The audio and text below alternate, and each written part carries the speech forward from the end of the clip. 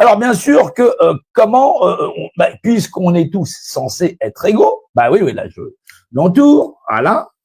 Comment ça se fait que même si t'es né dans une famille, t'as trouvé le monde comme ça, en disant on peut pas changer, ça a toujours été comme ça, ceci, cela. Non, c'est pas une excuse.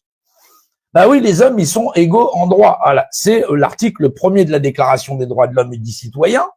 Oui, c'est la base de ce qu'on appelle la néo-civilisation. Voilà, la civilisation néo. Ouais, exactement comme dans Matrix. Ouais. Oui, non, mais les gens sont matrixés, ça c'est sûr. Alors, la néo-civilisation qui est basée non plus sur un pouvoir monarchique absolu, mais bien des hommes entre eux, où dans la base, ils sont tous égaux par principe de représentation et principe d'administration de l'homme par l'homme et des hommes entre eux.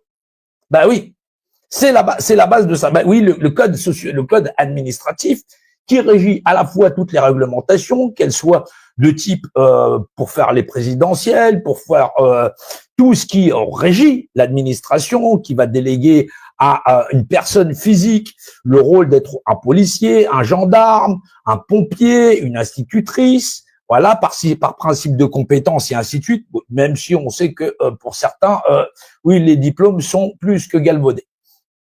Alors, il faut comprendre que cette société administrative de l'homme par l'homme et des hommes entre eux, elle a son origine.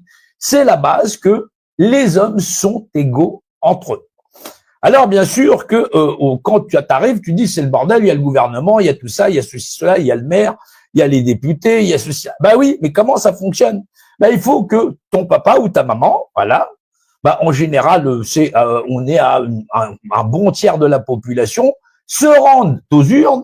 Voilà, ils se rendent aux urnes et effectivement, ils vont signer une feuille à décharge. Voilà, une petite feuille à décharge où ils vont dire moi, voilà, je vais me reporter sur un candidat. Non, c'est pas ça. On te dit que tu te reportes sur un candidat, ça n'est pas ça du tout.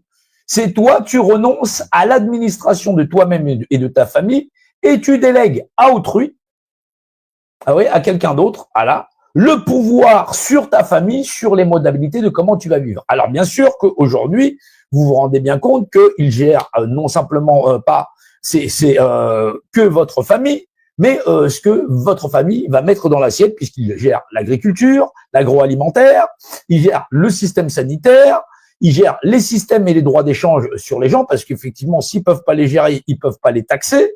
Oui, c'est comme ça. Ils vont réglementer ton minimum salarial, le nombre d'heures dans la journée dans laquelle tu vas pouvoir travailler, et ils vont même pouvoir te mettre un coup de pied au cul pour pouvoir te dire, si tu travailles pas et si ça te plaît pas dans cette société, on va te faire travailler un minimum de 15 heures par semaine et tu vas fermer ta gueule. Oui. Ouais, tu vas faire des formations, ceci, cela, tralali, tralala. Voilà.